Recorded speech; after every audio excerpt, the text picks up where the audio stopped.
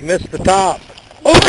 दोस्तों, क्या आपने कभी सोचा है समुद्र की इतनी गहराई में से ये पुल किस तरह बनाए जाते हैं, या फिर बड़े बड़े टनल की सफाई किस तरह होती है? अगर नहीं सोचा तो टेंशन लेने की कोई बात नहीं है, क्योंकि आज की इस वीडियो में हम आपको कंस्ट्रक्शन की दुनिया से जुड़ी कुछ ऐसी शानदार मशीनों के बारे में बताने वाले हैं जिनके काम करने का तरीका देखकर आपका दिमाग तो पक्का चकरा जाएगा। तो दोस्तों, कमर की पेटियां बांध लीजिए, क्योंकि कंस्ट्रक्शन फील्ड की मशीनें आपके होश उड़ाने के लिए पूरी तरह से तैयार हैं। Next trencher. दोस्तों, अक्सर आपने देखा होगा कि जब कंक्रीट की रोड बन जाती है तो उसके बाद टेलीफोन या फिर पानी की सप्लाई के लिए पाइप को रोड के अंदर डालना होता है, जिसके चक्कर में पूरी की पूरी रोड को वापस से खोदना पड़ता है और फिर पाइप डालने के बाद उसका रिकंस्ट्रक्शन कराना पड़ता है, जिसमें न सिर्फ टाइम लगता है बल्कि पैसा भी ज्यादा खर्च होता है। और इसी समस्या के समाधान के लिए इस शानदार मशीन का आविष्कार किया गया।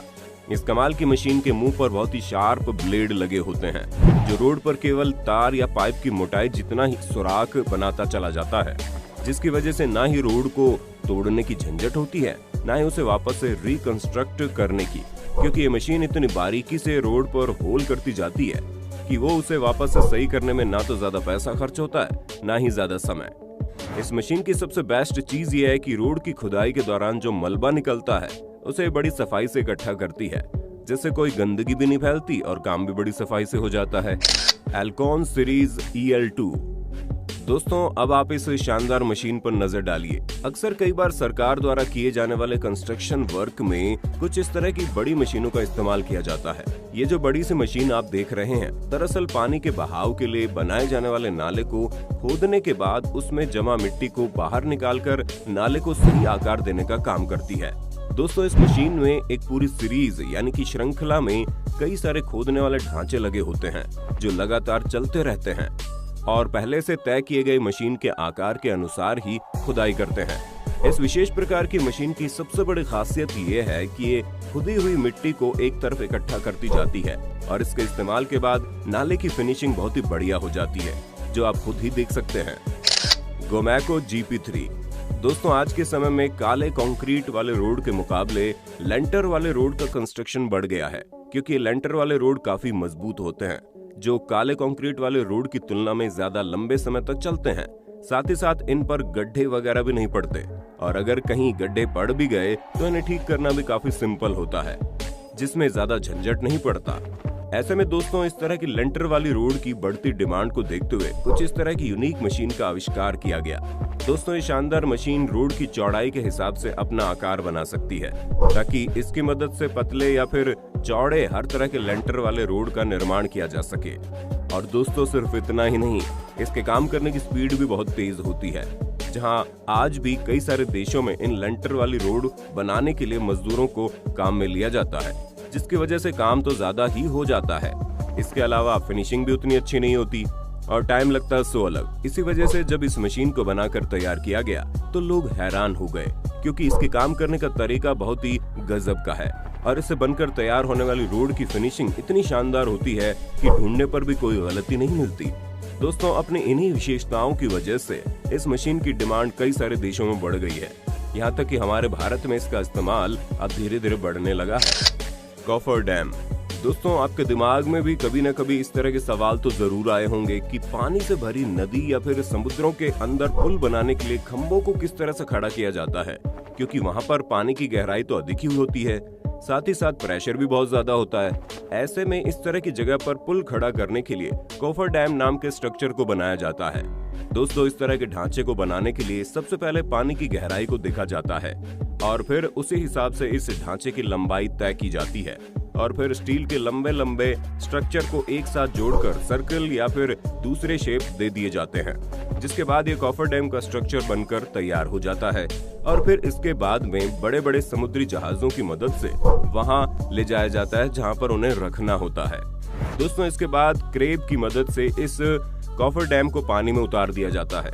जैसा कि आप देख रहे हैं, यहाँ पर कॉफर डैम सेट हो जाता है और उसके अंदर का जो एरिया है वो पूरा सूखा हुआ होता है।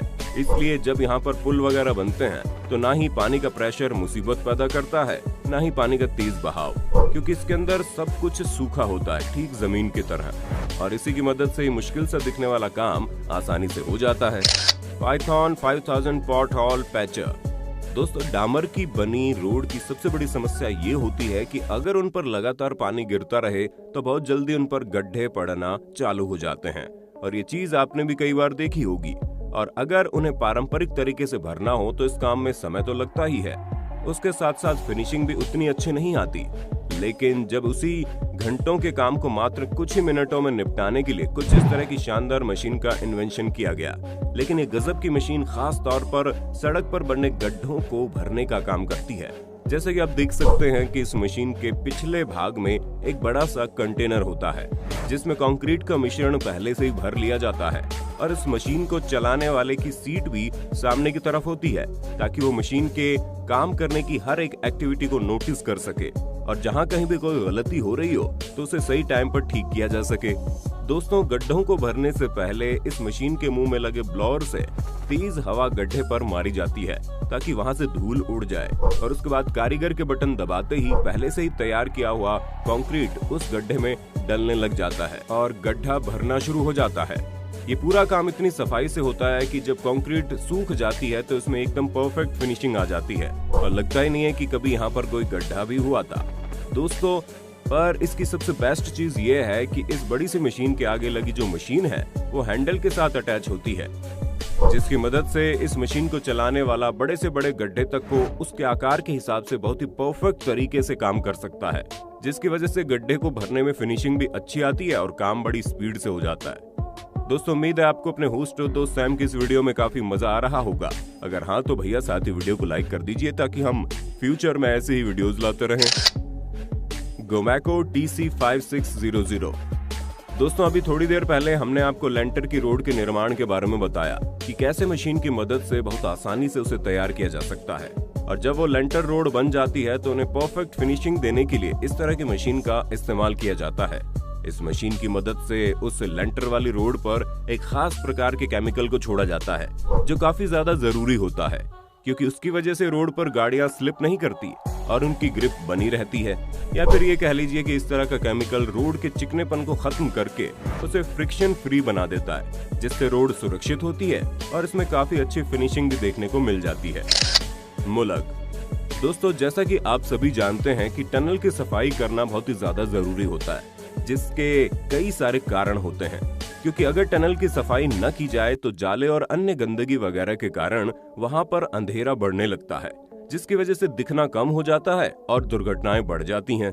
अब इंसान टनल को साफ करने बैठेंगे तो उसमें अच्छा खासा समय लग जाएगा। इसी वजह से इस शानदार मशीन को तैयार किया गया ताकि वो सफाई के काम को बड़ी सरलता से और तेजी से निपटा सके। टनल को साफ करने वाली ये मशीन पानी का इस्तेमाल करके एक बार में ही चलते हुए टनल की दीवारों को साफ करती जाती है, और इसका प्रोसेस उतना ही सिंपल है जितना आपको इस वक्त दिखाई दे रहा है, क्योंकि इसमें कोई एक्स्ट्रा वर्क की जरूरत नहीं पड़ती। बस इस मशीन को चलाना रहता है और ये काम अपनी बड़ी सफाई से कर लेती है। दोस्तों, सिर्फ इतना ही नहीं, ये शानदार मशीन न सिर्फ टनल की दीवारों को साफ करती है बल्कि टनल में लगाई हुई लाइट को भी अच्छी तरह साफ कर देती है ताकि किसी भी तरह की धूल मिट्टी यहाँ पर न जमे और अंधेरे की कोई संभावना ना हो। और आपको घबराने की जरूरत भी नहीं है, क्योंकि टनल के अंदर लगी ये जो लाइट्स होती हैं इनके ऊपर प्लास्टिक के कवर लगे होते हैं ताकि जब इनकी सफाई हो तो इनमें किसी भी प्रकार की परेशानी ना आए, यानी कि शॉर्ट सर्किट वगैरह ना हो। दोस्तों, इस अकेली मशीन की मदद से टनल की दीवारों लाइट्स को साफ करने के कारण इस मशीन का इस्तेमाल काफी ज्यादा बढ़ गया है और दुनिया भर के कई देशों में इस मशीन का इस्तेमाल किया जा रहा है। तो दोस्तों, आज के लिए बस इतना ही। उम्मीद है आपको कंस्ट्रक्शन फील्ड में इस्तेमाल की जाने वाली इन मशीनों के बारे में जानकर काफी अच्छा लगा होगा। बाकी आपका इनके बारे में क्या कहना है हमें कमेंट करके बताइए, और इसी तरह की वीडियोस को लगातार देखते रहने के लिए चैनल को लाइक, शेयर और सब्सक्राइब तो कर देना। धन्यवाद।